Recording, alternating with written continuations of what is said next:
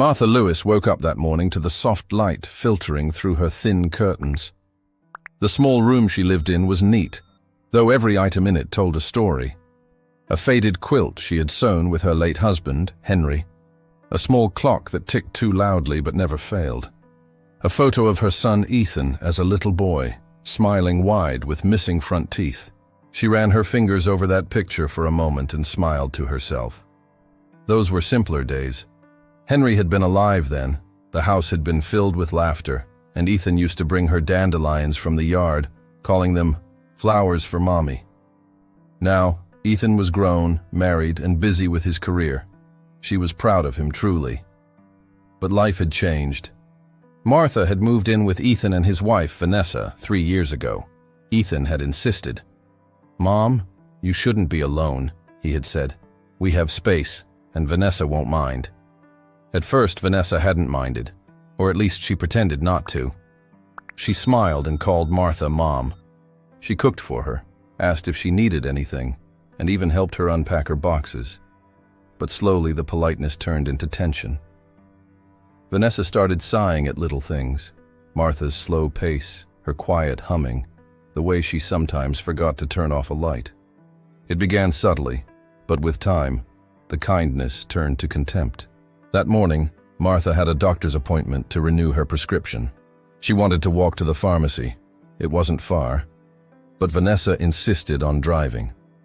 When Martha stepped out of her room, she wore her favorite blue floral dress and a cardigan with a few loose threads. Her gray hair was pulled into a bun, and she carried her small purse that Henry had once given her for their anniversary. Vanessa looked her up and down and immediately scowled. "You're not going out like that, are you?" Martha blinked. Well, it's just the pharmacy. I'll be quick." Vanessa crossed her arms. "You look like a homeless person, Martha. Couldn't you at least try to look presentable?" "I thought this was fine," Martha said softly, glancing down at her dress. "It's clean." "Clean?" Vanessa laughed bitterly. "It's old. You embarrass me when you walk beside me dressed like that." Martha's hands trembled slightly. "I can change, if it bothers you." "Forget it," Vanessa snapped, grabbing her car keys. "Let's go.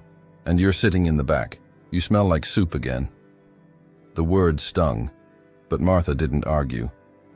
She never did.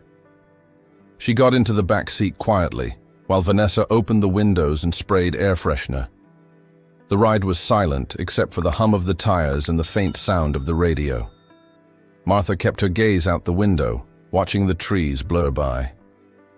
She thought of Ethan at work, unaware of the tension between his wife and his mother. She didn't want to tell him. She didn't want to cause problems. When they reached the pharmacy, Vanessa didn't even park properly. She leaned across the seat and said coldly, "Go get your medicine.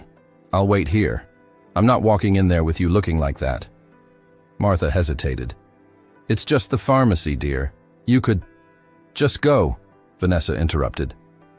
So Martha went. Her steps were slow, careful. The automatic doors slid open and she stepped inside, holding her purse close. Inside, a few people stood in line. Martha moved toward the counter, fumbling for her prescription paper. Her hands shook slightly. She hated public places when she was alone. That's when a gentle voice spoke beside her. "Ma'am, are you okay?" Martha turned and saw a young woman with warm eyes and a kind smile. She was dressed neatly, holding a small bag of vitamins. "Oh," Martha said softly, "I'm fine, thank you. Just getting my medicine." The woman smiled. "No problem. I can help if you'd like. I'm Grace." Martha smiled weakly. "That's very sweet of you, Grace. I'm Martha." Grace noticed how frail the older woman looked. Her fingers trembled as she held the paper. Her shoes were worn, and her eyes carried a quiet sadness. Grace took the slip gently from her hand. "Don't worry, I'll handle it." She went to the counter, spoke to the pharmacist, and paid for the medicine herself. When she handed it back, Martha's eyes darted toward the door, where Vanessa sat in the car, drumming her fingers on the steering wheel impatiently. Martha whispered, "You shouldn't have done that, dear. My daughter-in-law doesn't like when people get involved." Grace frowned slightly. She's your daughter-in-law? Martha nodded nervously. Yes. Please, it's nothing. She's just tired. I shouldn't have made her drive me.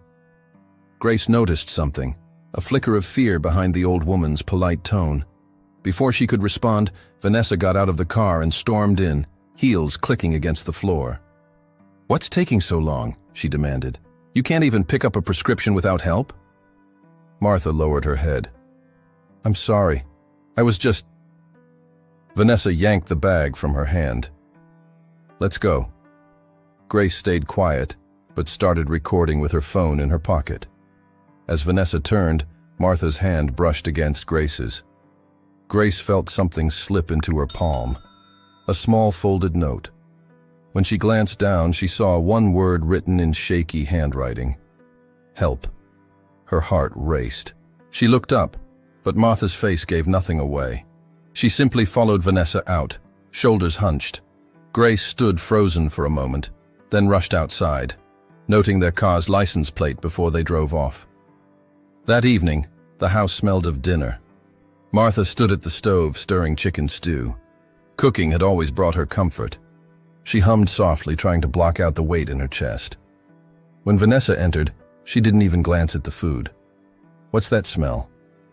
It's your favorite, Martha said gently. Chicken stew.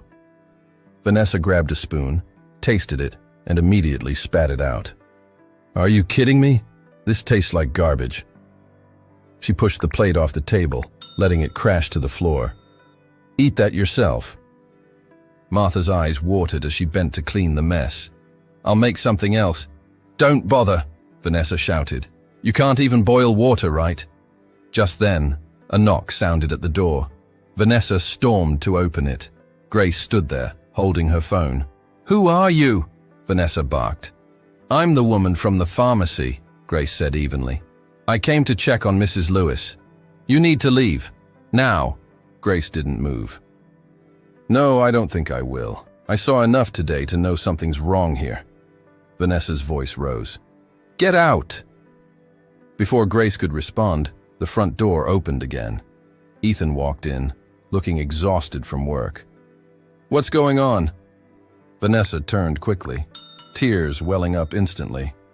Oh, thank God, Ethan. Your mother's been attacking me again. And now she's bringing strangers into our home. Grace stared in disbelief. That's not true. Ethan frowned. Grace? What are you doing here? Grace reached into her jacket pocket and pulled out her phone. You need to see this. She played the recording, the moment at the pharmacy, the cruel words, the way Vanessa humiliated Martha. The room went silent. Ethan's face hardened. He looked at Vanessa. Tell me that's not you. Vanessa stammered. She's lying. She's trying to break up our marriage. Ethan's voice was cold. Enough. He turned to Grace. Thank you for helping my mother. Then to Vanessa. Pack your things. You're leaving tonight. Vanessa froze. You're choosing her over me? Ethan didn't even blink. I'm choosing what's right. Vanessa's face twisted in fury. You'll regret this. She stormed to the bedroom, slamming doors, shoving clothes into a suitcase. Martha sat quietly, tears slipping down her cheeks. Ethan knelt beside her.